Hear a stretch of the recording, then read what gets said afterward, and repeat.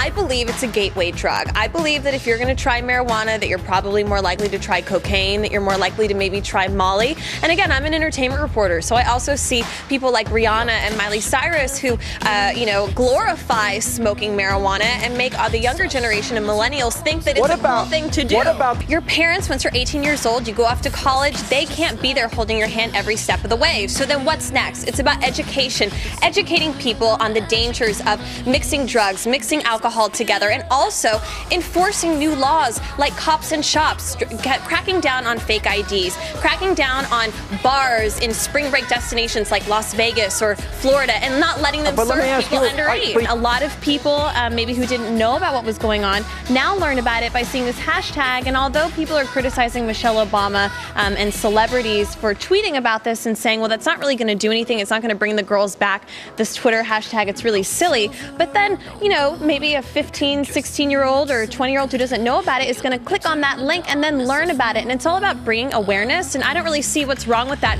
when there's over 600 million Twitter users Diana, today. Well, I spoke to a student actually today who goes to UConn, and he told me, he'll remain nameless, so don't get worried, but he told me that everybody knew that they were going to flip cars, that everybody knew they were going to be ripping down lampposts, that this is their way of showing school pride. Yeah, why is that okay? Why is that Look at this. Why are you wrecking somebody's car, a cop car?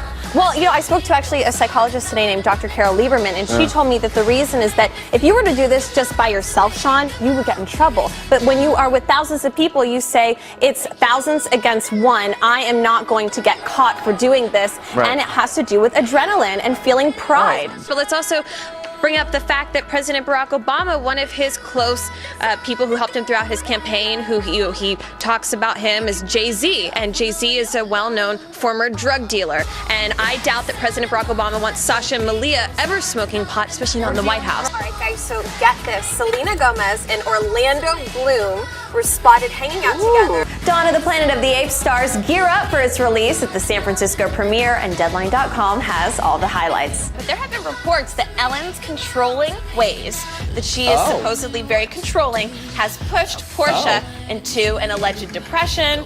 There are reports that she might have gone to rehab for it recently. Remember we told you that Selena Gomez unfollowed everybody on Instagram? Well, guess what?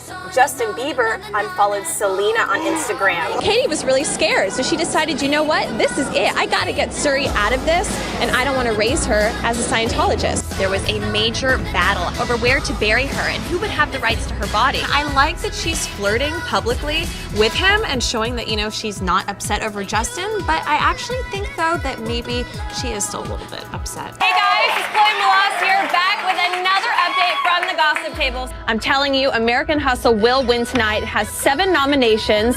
That's the most of the evening. Ridiculous. Then he also goes on Twitter and writes 3 tweets. Again, he doesn't want his life to be in the public eye. Union happened. All right, so you're right. So Paris, 14 years old, she is at the helm of this. She's like, where is my grandmother? But no one really knew just how bad things had gotten. She actually voluntarily checked herself into rehab about last week. Other people are just ripping him to shreds. Right, so we were all talking about this before the show. It's kind of like, when you confront a boyfriend or something, you're trying to get them to tell you the truth, and then they just keep talking and talking and talking, and you almost feel like, does it make them seem a little bit guilty? They couldn't get the store at first, so I'm sure they're not going to be happy with gun photos and things like that. French Montana and them boys out there all summer.